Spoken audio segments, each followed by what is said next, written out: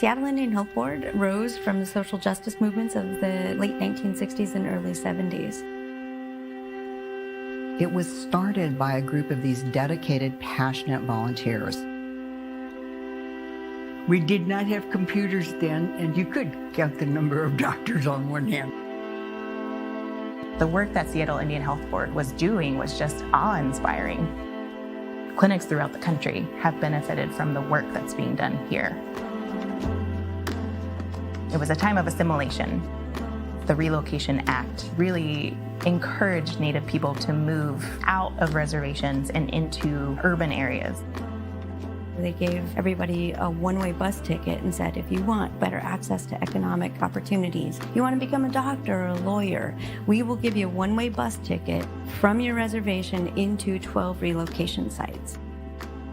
When Native people arrived, they were not met with those promises. A lot of Natives in Seattle were finding that the jobs that were promised weren't here. Education wasn't a possibility for a lot of people. The benefits we were promised as American Indian and Alaska Native people were being limited by the federal government to only tribal lands. We lost a lot. Access to our land, we lost a lot of our relatives. This was really a form of cultural genocide. But we did what we do best.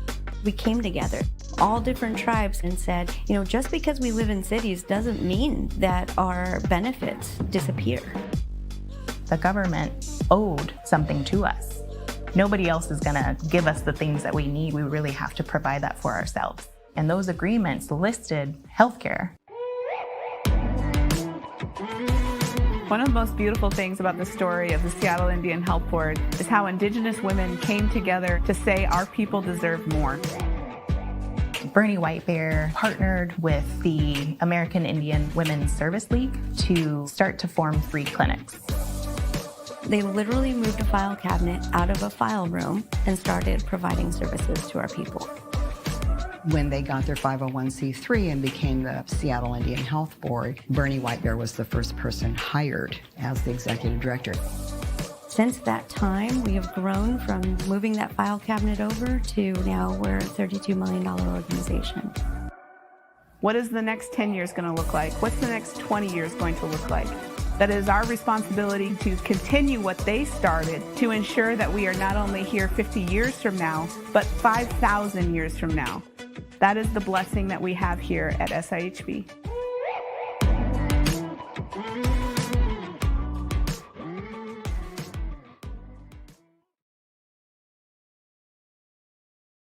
My favorite part about working here is that everyone just wants each other to succeed.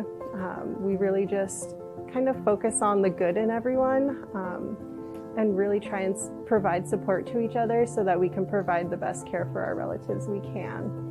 I love that it's home and I love the people here, being back in the Native community, serving my relatives, and just being able to be a safe space for everyone, and keeping the humor and laughter, because it's healing. So you hear a lot of laughter in these lobbies now, and it's good. People visiting, so that's what I like.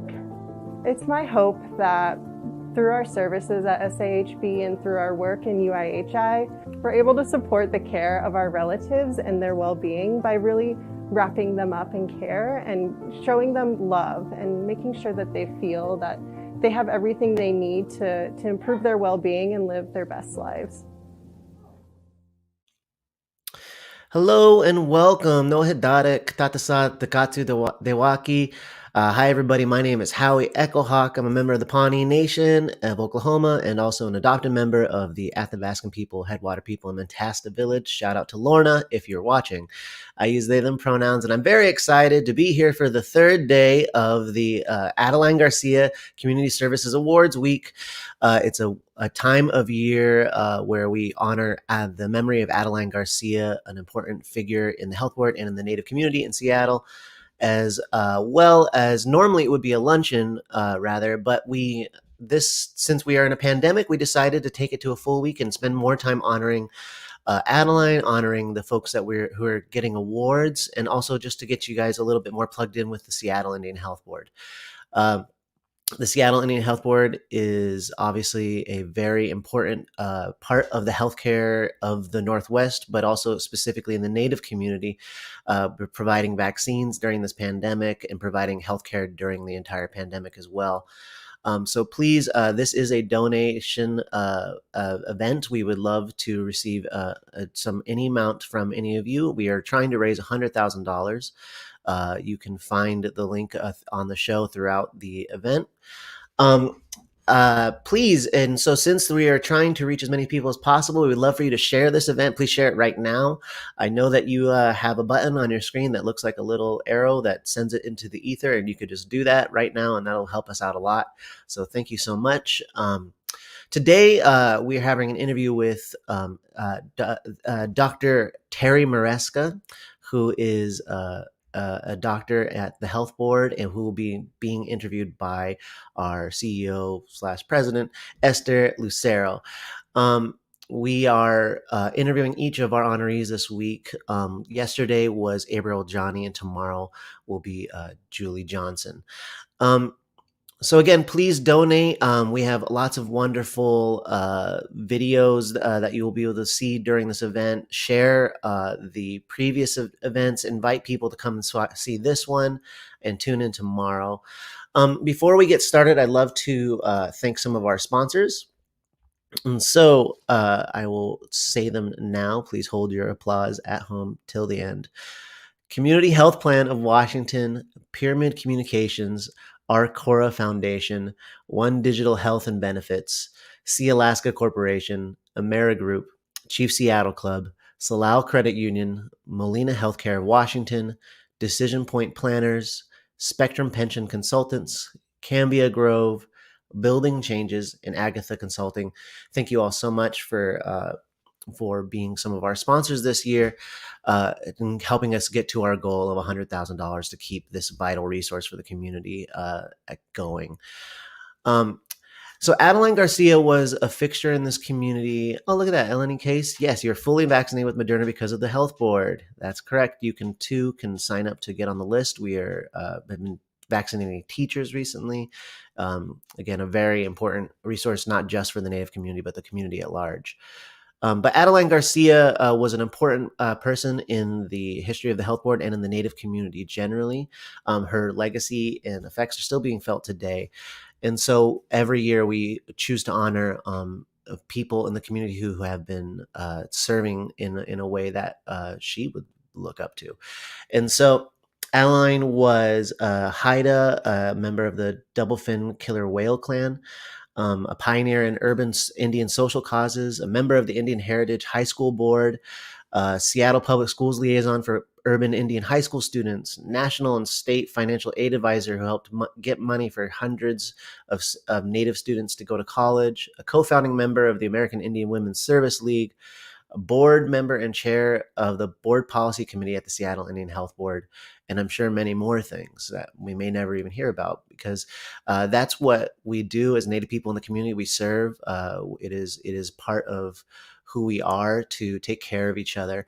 And Adeline exemplified that, and it is something that we all look up to and try to achieve ourselves so we can continue to take care of each other as a community. There's a quote that I love that I've been reading every day, and I'll read again from Adeline, talking about the building of the health board. We just needed to get together and find strength. To be someplace where you know somebody isn't going to be criticizing you because your skin is not the same color as theirs is, and you don't speak the same way. We just needed a place where we were more comfortable and accepted at face value. That was important.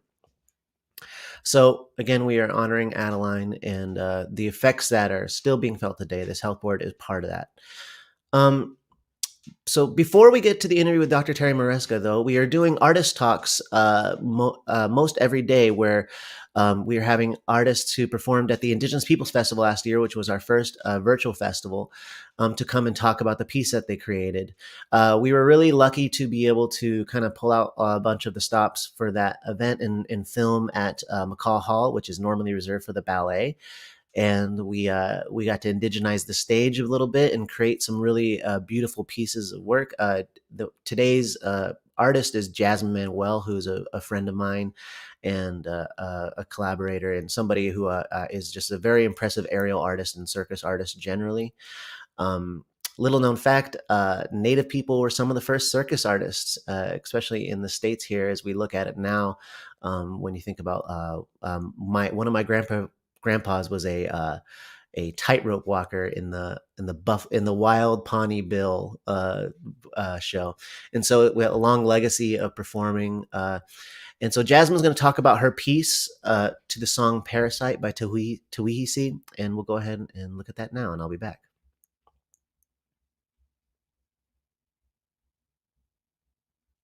Hello, my name is Jasmine Manuel.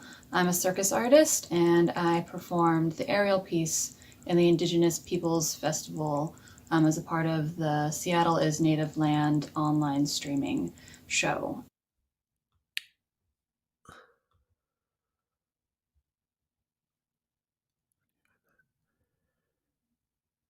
So what inspired this piece originally was I've been working as a circus artist for a long time, and with the pandemic, I haven't been able to go in and train as much in the space that I'm used to working out of. I've been pretty isolated and not really able to use my body the way that I'm used to. Just like how gyms are closed, I don't really have a home gym the same way that I would if I was going into the circus school that I work at.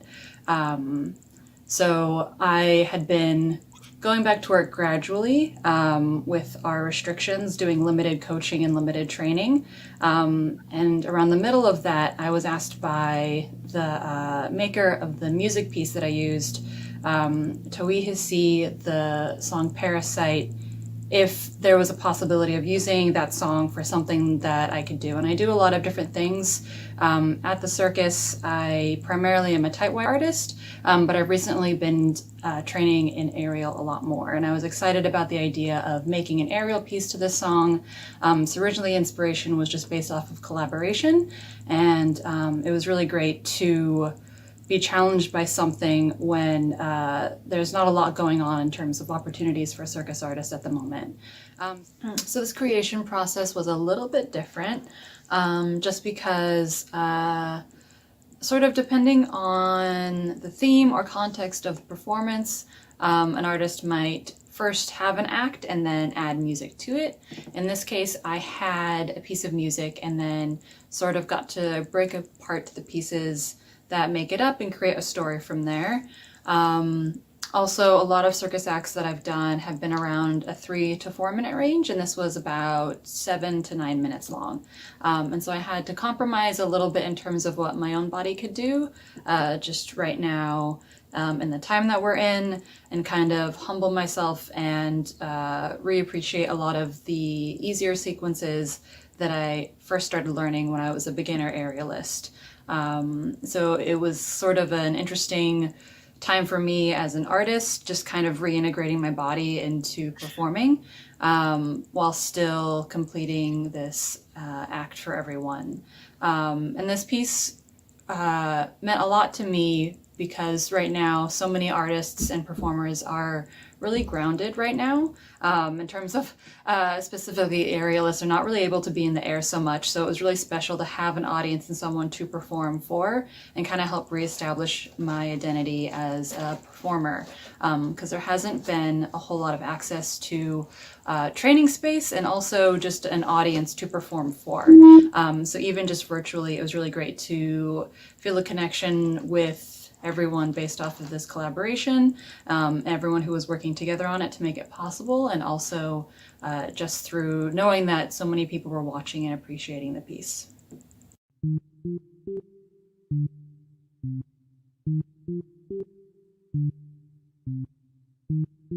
This is the only way we present ourselves to one another that is acceptable. We tell you who we are, where we are from, who we are from, our clans.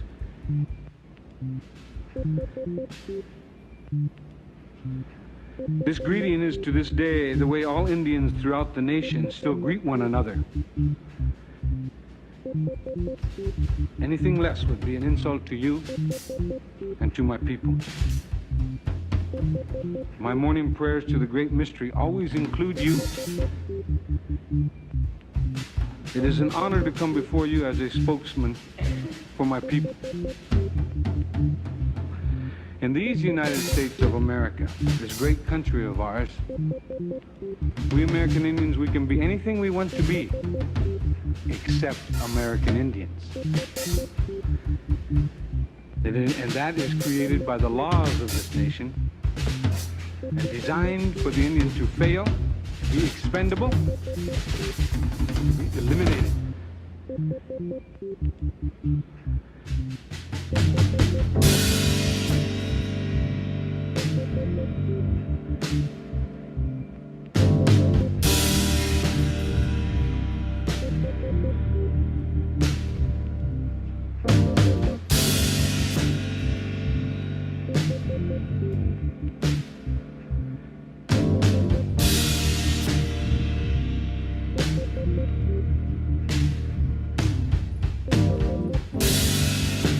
Take you back in your history,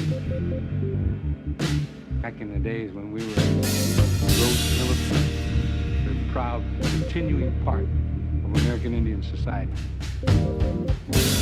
After the American Indian hostiles had been subdued and forcibly confined to Indian reservations, it took approximately 30 years, one generation, for us to adjust and become economically viable. Contrary to what the anthropologists say and what we even ourselves are taught as Indian people. Nevertheless, we made the adjustment again in less than half the aforementioned time. 15 years to become economically self-sufficient again. We were told what, when, where, how much, and how little. Again, we recovered in a time span of approximately 15 years. We were so successful in our third recovery that the American Indians enjoyed the finest of economic times, while the rest of the industrialized world was wallowing in the Great Depression. The result? We are experiencing repetition of history. We are supposed to be citizens of the United States of America, which are not one of our institutions, and it is still foreign to us this very day. We have yet to recover.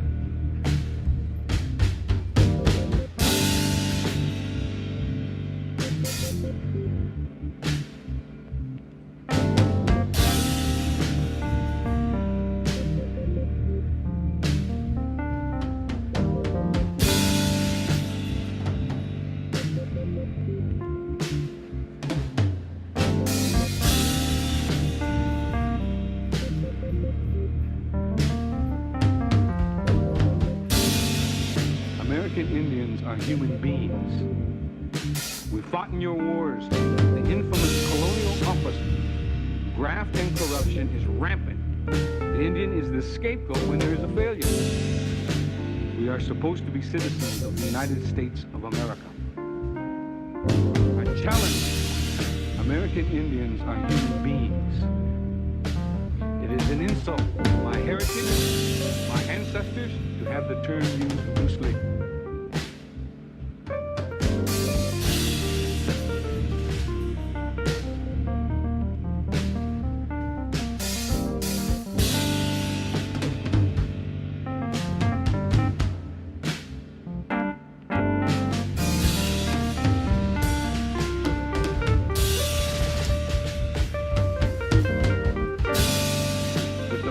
Genocide of our traditional people.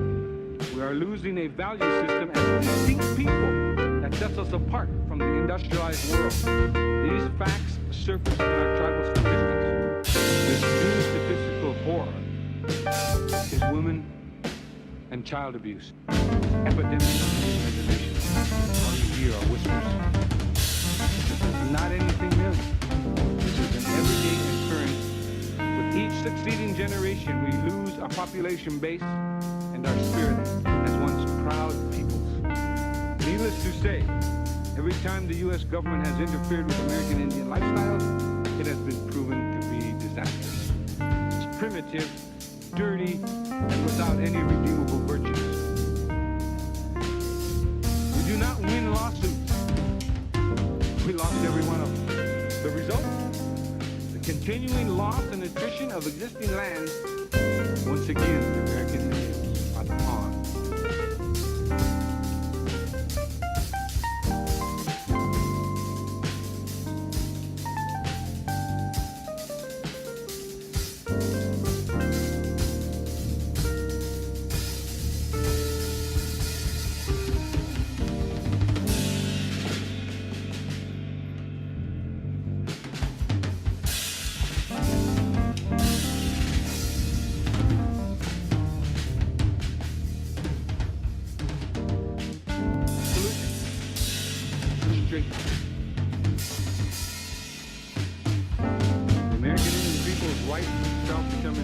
Recognized and will be implemented through the American Indian individuals shall have the right to choose, and the American Indian nation to absolute independence and to hold fully liable the United States of America.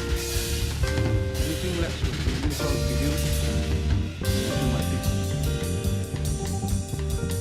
I want to thank you. It's been a high honor. My morning prayer to the great mystery always include you.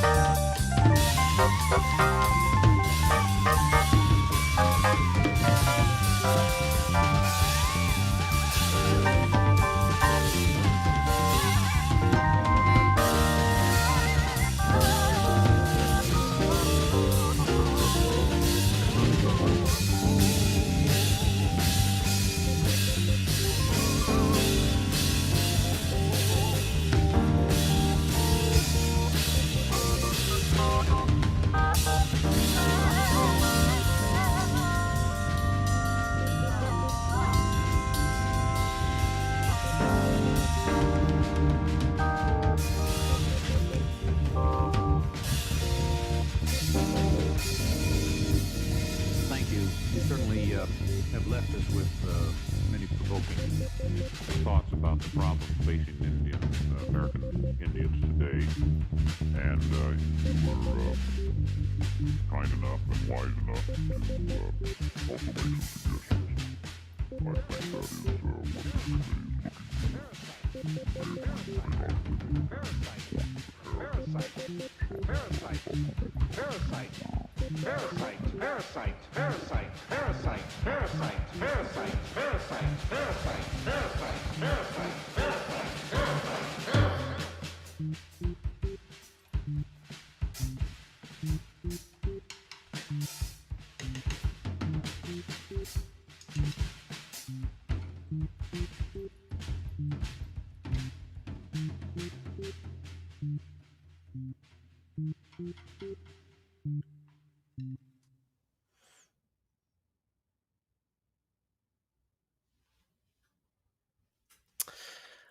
Thank you so much to Jasmine for doing that artist talk and also that performance last year. It's one of my favorite things we got to do. The Indigenous Peoples Festival is still online. You can watch it. There's the performance, which that was a piece of, and there's lots of different performers that you can see.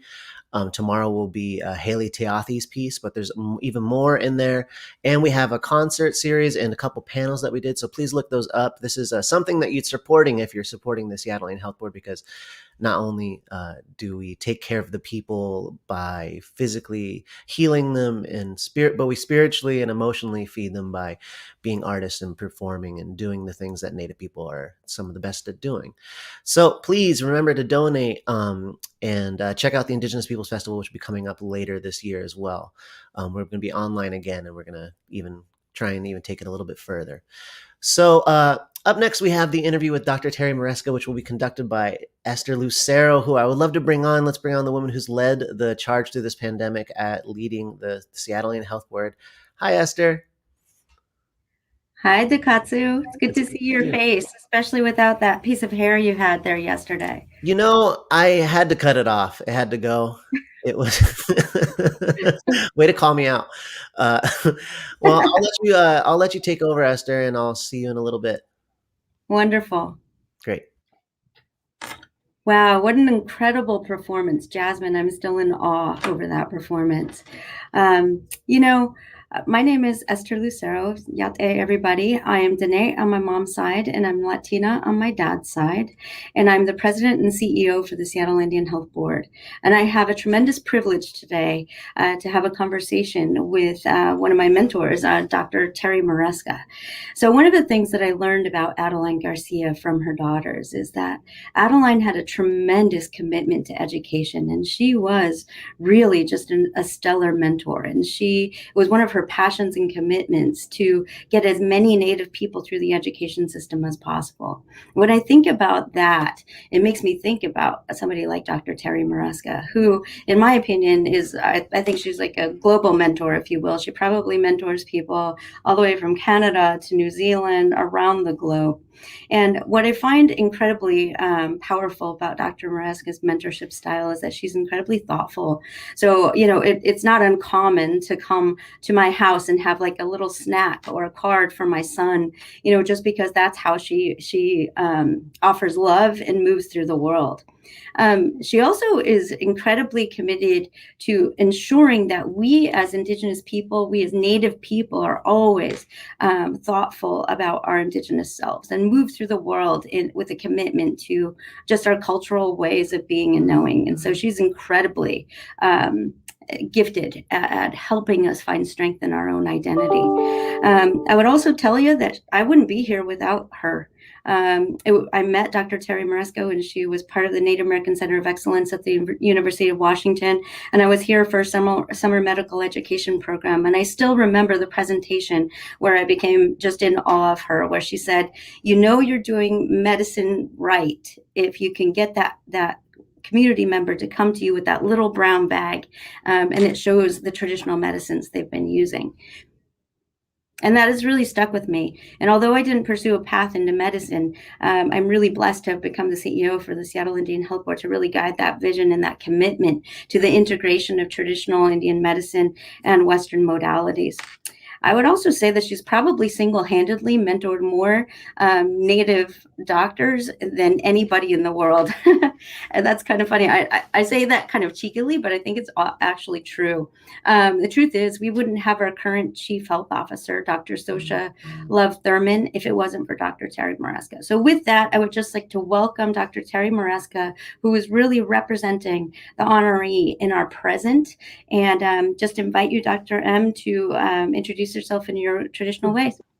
Okay, Sego, Sewa Gwego, Terry Maresca Yunjat, Anorla, Niwagi Rodon, Kanyaka Haga, Niwako, Wan Jordan, Issaquah, Knock, New York, Knock, Ganawage, Nidiwagenu. So, hi everyone.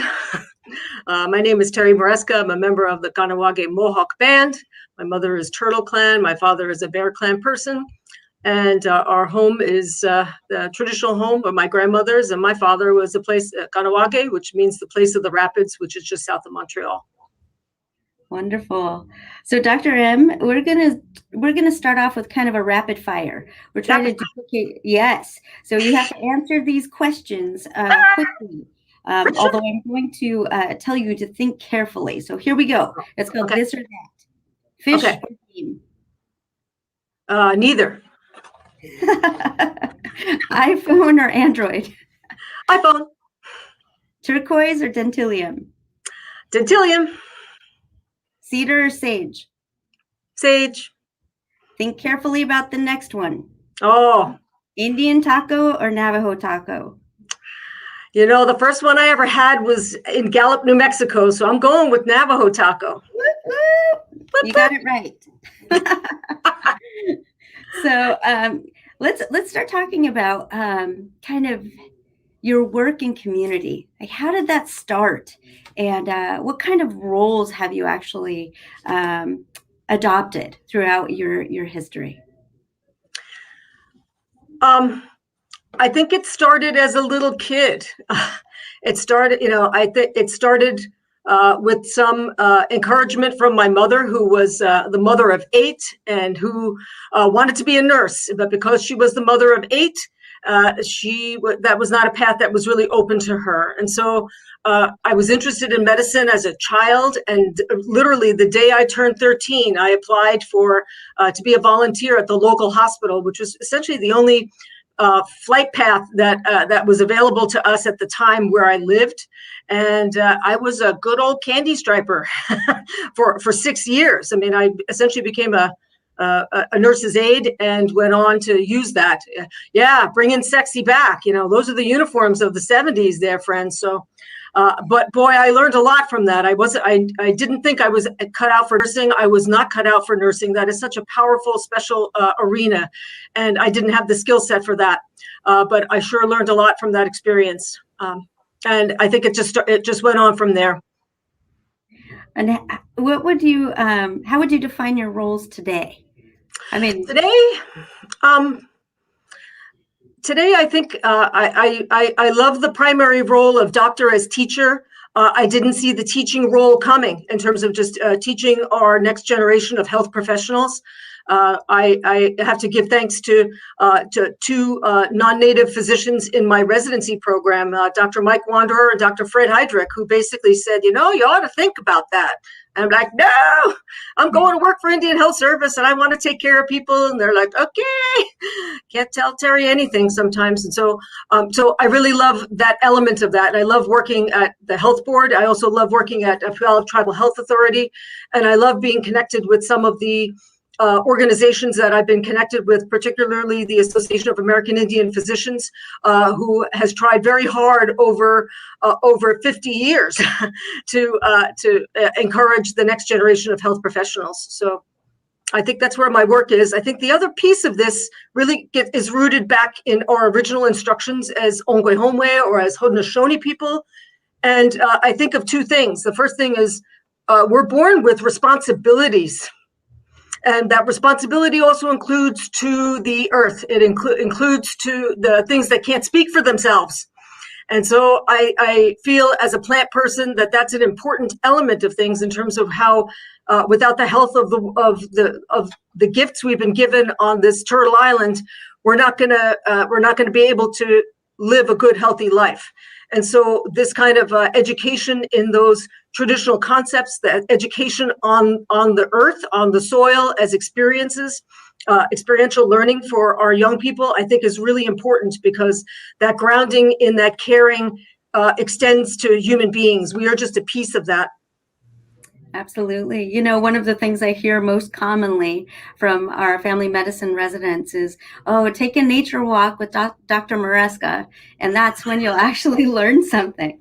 But I think, I remember having the privilege of spending summers with you and, as a pre-med student and really spending some time with you in your funky farm and you taking me berry picking and really just kind of, teaching me the values that you just expressed now. And so and it's not unique to me, right? I'm lucky to have had that personal experience, but I think it's something that you've done for many, many people. Yeah. There's a picture of us, I think. There you are, Esther. And again, what I love about this is that with some of the programs that have gone on nationally, whether they're based at universities or tribal programs or national organizations like the Association of American Indian Physicians, we don't know when people we don't know what our young people are really headed. We're trying to foster a dream, and you had a dream, Esther, and your dream was something in healthcare. And so the fact that we could help to be just a piece of your journey is really powerful because our young people deserve to be supported and figure that out for themselves. Absolutely. I still remember you and Dr. Sandoval and Polly Olson all coming to Oakland, right, where I was in college and basically trying to help me define my path. And I also remember thinking, oh my goodness, did I disappoint you because I didn't go into medicine? No. Again, just we're born with so many potential gifts. And I think the hardest part of being a real human being is figuring out what those are and starting to point your star to the north. and really working towards that. And I think that's part of the, honestly, I think that's part of the work. That's part of the advocacy work. Absolutely. So who are some of the folks who mentored you? Wow. I think I've been lucky that, that even in the path of medicine in the 70s and into the 80s, there really weren't a lot of women, but I was fortunate to be exposed to some. The late Pat Dawson, who unfortunately just passed recently, an African American surgeon. She was a brand new surgeon, and I was an intern, and kind of hung out with her. So I'm grateful to her for taking, again, young women doctors under her wing. I'm grateful to people like Dr. Joe Jacobs, who's one of my tribal members, who took me on as a student when he was working out in Navajo Nation, and said, "Hey, I need some help out here. Can you come out? Can you, come out and spend some time on Navajo?" I'd never been to another tribal community before, so I'm grateful to Joe. He went on to become the first head of what is now the NIH's Division for Complementary and Alternative Medicine. So I'm grateful to the men who took me under their wing and pushed me into leadership. I'm grateful to many women. Jan Longboat at Six Nations, as an herbalist. She's humble. She's worked so hard for her whole life as an elder, working to reduce the impact of boarding schools, impact on our generations. She called me up one time and said, "Hey, we're just chatting." She's like, "Oh, I was just up in Ottawa." I'm like, "Oh, what were you doing up there?" "Oh, I was at a lunch." It turns out it was the Order of Canada. She got the Order of Canada. I'm thinking, that's the person I want to be. Is just like, she didn't, she wasn't putting that out there. She's just like, "Oh, yeah, I just had lunch with the Prime Minister and everybody." So, people like that, people like Tilly Black Bear in Lakota country, who started the first women's shelter. That was my first job as a doc, was in Rosebud, South Dakota.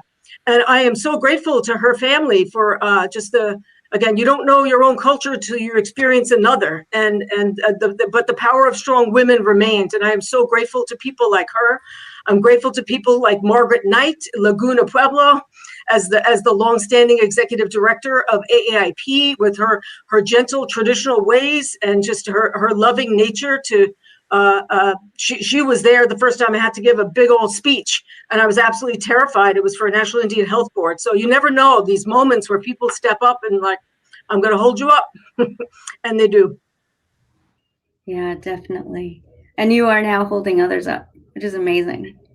So, if that's true, it's because I come. I have 4 amazing sisters, biological sisters, and many others who are sisters in spirit, and clan sisters. And so they have also taught. In order to, I think, take care of other people, you have to be able to take care of your own, and they've really done that. absolutely. So you currently are a preceptor, and you still are teaching our family medicine residency doctors here at the Seattle Indian Health Board. But can you tell me what your earliest memories of the Seattle Indian Health Board are? I'm wearing one of them right now. So when I first came, it was in 1997, and I turned the job down 3 times. It was the 3rd time I took it, is really what I should say. So, and the 3 is a sacred number for Mohawk people. So it's a very sacred number. So I was like, okay, I came around a 3rd time. I guess I better say yes. But within the first week or two, and of being here, I met the beautiful grandmother Helen Sage, the late Helen Sage. And she just had a heart of gold. And she came right up to me, and she didn't know me, but just got, "Oh, you're new here. What colors do you like?" And she made this really beautiful little beaded necklace for my, you can use it for your name badge. What an incredible human being who was grandmother to so many people here at the health board. So that was my first memory, was of that. I have other memories related to good people like Robin Snyder, who was the residency director and who was really truly the mother of many residents. They went to her crying, and Robin had her tissues all ready to go. But I also remember some of the leadership of Ralph Requera, who really kind of understood the invisible Indian concept, and did a lot of work to try to change that, which ultimately led to the formation of the Urban Indian Health Institute. I had the pleasure of meeting Adeline as well, Adeline Garcia. And at that time, Adeline was not so physically well. And I admired her even more for the fact that she would still be showing up for these board meetings and being present when our early residents were graduating, and you could just see the pride of that. So this woman had vision of the seventh generation in her heart and lived that. Yes, absolutely. Well, I know that you have obviously dedicated yourself to uplifting urban Indians and kind of taking care of our people regardless of where they reside. But you've also done a tremendous amount of work within tribal communities. Maybe you'd like to share a little bit about that. I've had the pleasure of working in different tribal communities, from Rosebud to the Tohono O'odham Nation in Arizona, to the Tucson Urban Indian Clinic, to working with Snoqualmie Tribe for 13 years. And sadly, there's not a specific clinic operation going on there right now, but I still have a lot of love and respect, and what I would say, a tremendous love, affection for them. We have vaccine clinic over there later on this afternoon. So after I'm done with this interview, I'll be going over there. They were really very open to the concept of, again, expanding ideas related to traditional medicine and having a garden. So one of the early gardens that was a medicinal garden happened there.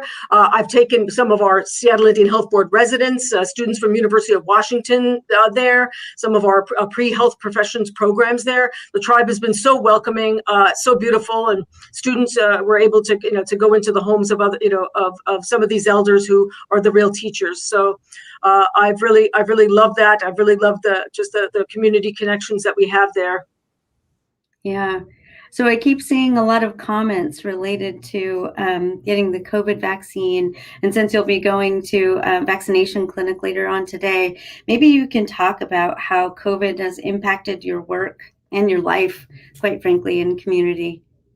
When I guess March, just a year ago, when we, Seattle was the epicenter, I remember just being terrified, and it brought back memories, honestly, of the 80s, when we were going through what was the epidemic of full-blown AIDS without any way of treating that, and having lived through that as a trainee, with people getting so sick in intensive care units and so many young people, struggling. It was a little bit of PTSD, honestly, in terms of, oh no, here we go again. and it was sort of awful. It was awful. And also a really difficult decision to thinking about my own health, thinking about, living with somebody who, my partner who's in his 70s, and, just like, what is the right thing to do in terms of staying as a frontline person, or maybe I should do some work in a different capacity. And so some of that actually led to some work with the telehealth program that Seattle Indian Health Board has, because I had more time, because I was home. And so I was able to do that. So that was a tremendous impact of just not being present physically in terms of the teaching, and understanding that sometimes when you reach a certain age, you also have to pass the proverbial eagle feather to the next generation. It's just like, I support you, and I'll do whatever I can to support you. So that was that piece was hard. It was hard worrying. Then the epicenter shifted to New York, my home region. I have a mother in her 80s who's homebound and was getting care from family and from nurses' aides, and the whole thing was just terrifying. A sister who works as a physician assistant in the hospital, which is the number 4 place in the country for COVID in terms of hospitalizations. It was just so much fear, and at the same time, I was really worried about the folks at the health board too. Just like, people don't even have PPE, for Pete's sakes. So trying to mobilize our community, trying to mobilize medical students who were right there. The University of Washington medical students and other community members that I know in the region. We're sort of driving to get supplies, to get masks, to sew.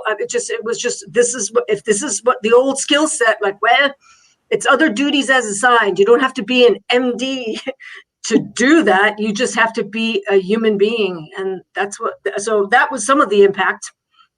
Yeah, definitely. I remember you carting bags and bags of scrubs, and we were all just chipping in to wash them for our team Yeah. members, and sewing all these really beautiful masks, and just offering good medicine, and mobilizing the medical students to do the same. Really, really powerful work. So, what's a moment in the past year that gives you hope for our community?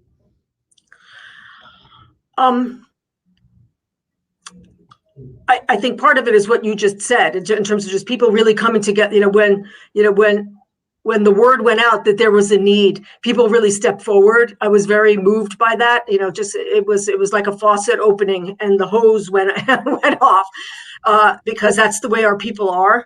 So I was very struck by that. I was also struck by about programs that I've actually become connected with that are with some of our cultural leaders in my home territory. So essentially Ontario, Quebec, New York, in Mohawk country or Haudenosaunee country, who are revitalizing language, who have some of our young sub-chiefs who are actually providing traditional teachings online. I mean, it's just something that I never even thought we would even be seeing that, but I've witnessed that. And so it's just the fact that our young people, again, they have been led by their elders, and they are doing the work and are sharing that love literally, across borders, which I think has really been very powerful for me. So I think the future is in good hands. Yeah. Is there something that you look forward to post-COVID? Ceremony in person, I think, is one. Family, seeing them more. A really good bluegrass festival, a really great blues show, in live, music. Yeah, things like that. How would you say that you ground yourself in community?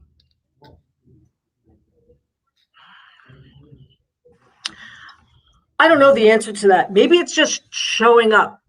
Yeah. A lot of people get really fearful of that. But sometimes you just need to show up. It's not going to be the engraved invitation or somebody caught, constantly asking you. Just when there's needs, you show up. And yeah, mistakes might be made, but most of the time, when there's a real need, people are going to be receptive of that. So, yeah. Yeah. Where do you see our community in 10 years? I think I'd like to think that there's going to be more crossover with support between our tribes and urban programs, with the tremendous shifts that we've had, for urban people, for people living on reservation territories into cities. I think there's going to be more cooperation, that this COVID pandemic has shown the need for that type of support. I think there's also going to be more more collaboration with other people of color, just in terms of just the tremendous impacts that we've also, that we share some of the same some similar disparities, and we also share, I think, some of the same vision and solutions. So I think that we're going to see more of those collaborations. Yeah. Where do you see yourself in that? Wherever the cosmic jello spiritual winds take me. I'll know when I see it. I don't know. Sometimes it's good to not know. Yeah, I agree. Or actually, maybe I've learned that from you. So my last question: what does the legacy of Adeline Garcia mean to you to be awarded this, service award? What does that mean to you?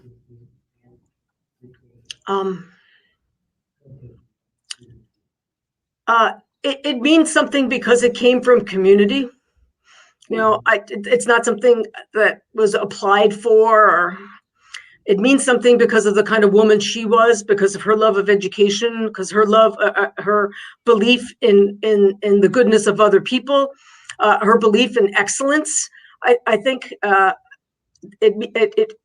legacy that her daughters continue, and again, her love of education for the next generation. And I think that's I will remember this as a humbling day. She was a good woman. Awesome. Is there anything else you'd like to share with us? No, I think what Kanuparado, just great thanks, great love, great respect to the other awardees. Abriel Johnny, I saw her interview yesterday, and I look forward to Julie Johnson's tomorrow. And just my great love to all of those in training in healthcare, no matter where they are, or just anyone following their dream, you know, that is of service to the people. We're in a good place, and I'm happy to be here, and I'm happy that you're at the helm of our organization, Esther. It's been an honor, and it's been a real joy to watch that trajectory. Absolutely. Well, thank you for loving us the way you do. And should we have a toast? Well, let's have a toast. But the toast is our wata. It's maple sap. And so if we were to distill this more, this would be maple syrup. So it's the first medicine of spring. What a generous tree that was to provide this beautiful medicine. So toast for the love of Native people. For the love of Native people. Delicious. Yawa, thank you. Thank you. Okay. So the Katsu, I'm going to hand it back to you. I just want to say thank you to everybody out there listening. Thank you very much. I don't have any maple sap, but I do have water. And I'm told that it is life. So cheers.